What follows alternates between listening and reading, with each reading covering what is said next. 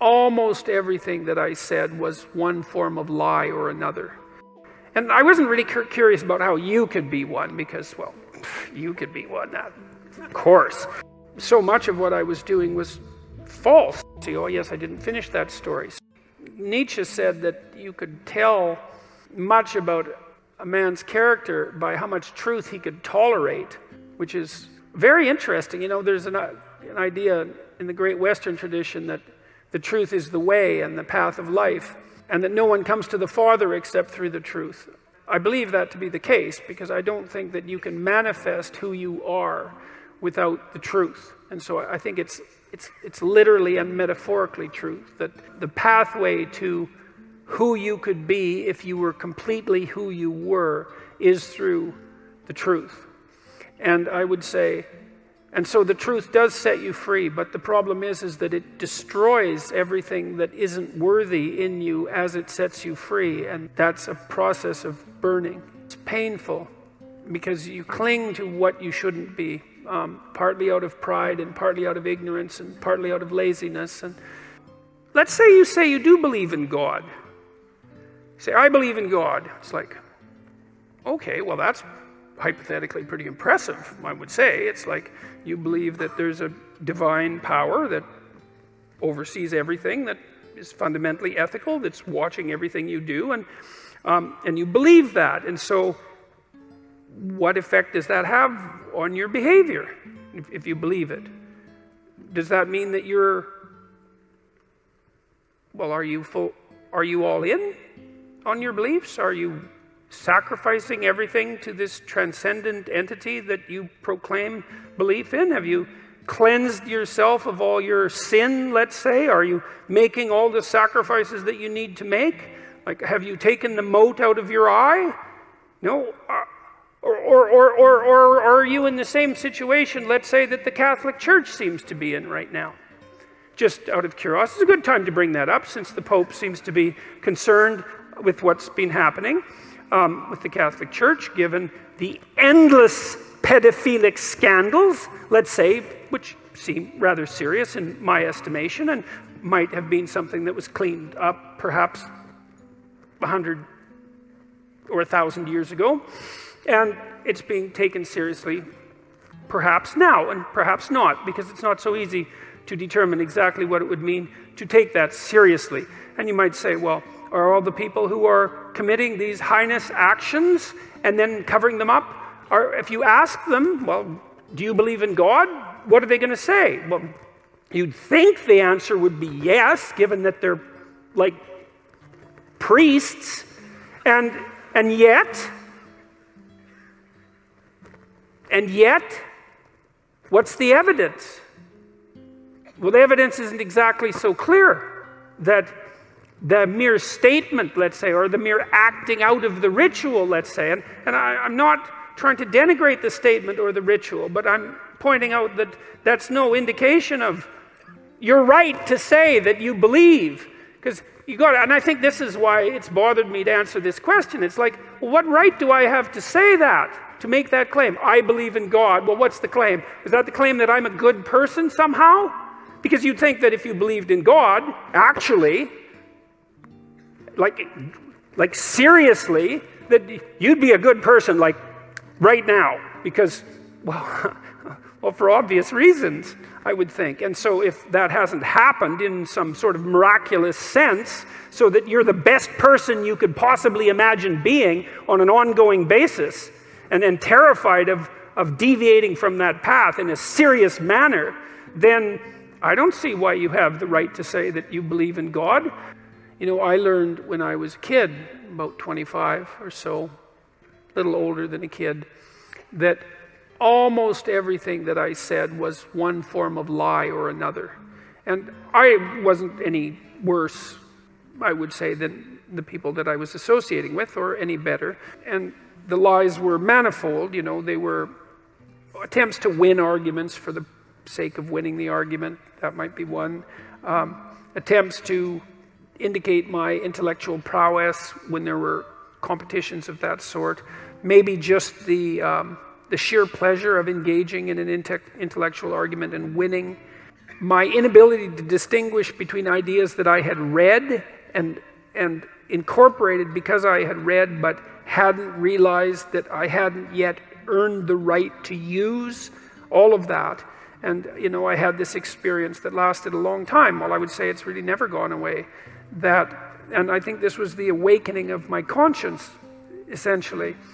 And I didn't realize this until much later when I was reading Socrates' Apology. This voice, for lack of a better word, made itself manifest inside me, and it said every time I said something that wasn't true, and that's usually what it said. That's not true. You don't believe that. Or there was a sensation that was associated with it. I don't think this is that uncommon, I asked my psychology classes for many years in a row if they had an experience, that they had a voice in their head, let's say, it's a metaphor, or a feeling that communicated to them when they were about to do something wrong. And it was universally the case that people agreed with one of those statements or another. And the other thing I would ask is, well, do you always listen to it? And of course the answer to that was definitely no. But that's also very interesting, that you can have this faculty, this conscience. This seems to me to be very tightly associated with the idea of free will, as why people did terrible things. And I was really concentrating on the terrible, terrible things that people do. And I was interested in Auschwitz, for example, and not as a political phenomenon, but as a psychological phenomenon. I was curious about how you could be an Auschwitz guard. And I wasn't really curious about how you could be one, because, well, you could be one, that, of course. I was more curious about how I could be one, being such a good person as I thought I was. But I also knew that many people did many terrible things during the 20th century, and the idea that I was somehow better than them, or that I should assume a priori that I was better than them, and that I wouldn't have made the same choices or worse had I been in the same situation, was a very, very, very dangerous supposition.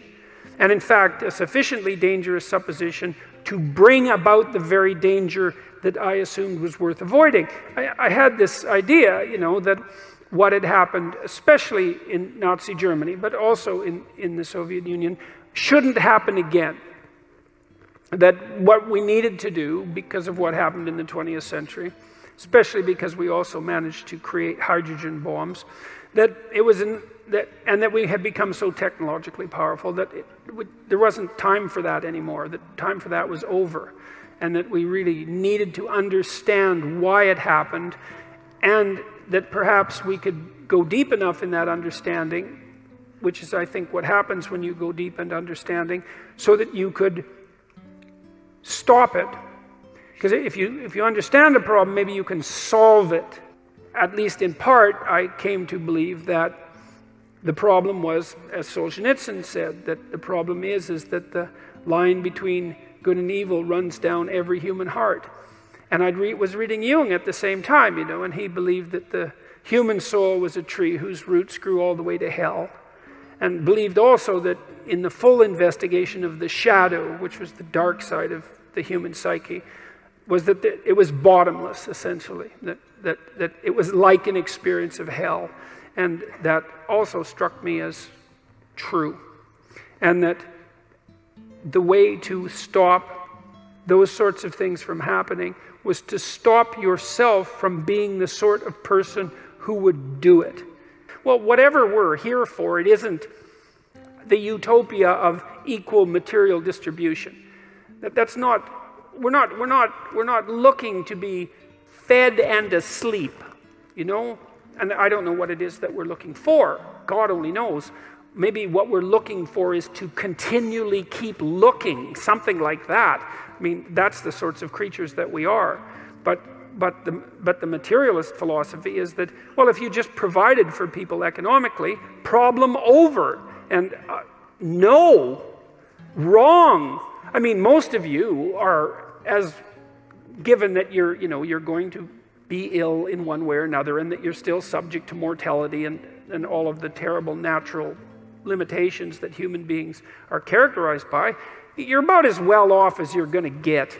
You know, the economic data already show that once you have enough money so that bill collectors aren't chasing you, which basically puts you, say, at the kind of in the upper reaches of the working class or maybe the lower end of the middle class, something like that, that additional money has absolutely no effect whatsoever on your self-reported well-being, which is something like a combination of positive emotion and absence of negative emotion. So you might like to think that, you know, if you were rich, your life would be better. And maybe it would be somewhat better, but it wouldn't be as much better as you might hope. And that's because you'd still have most of the problems that people have. You know, you still maybe wouldn't get along with your sister, and you'd still get divorced, and maybe you'd even be more likely to. And there'd still be illnesses that would beset you. You'd be able to deal with them perhaps with some degree of more urgency. And you'd still have the problem with what the hell your life is for and what you're doing on the planet and how to conduct yourself in the proper way. And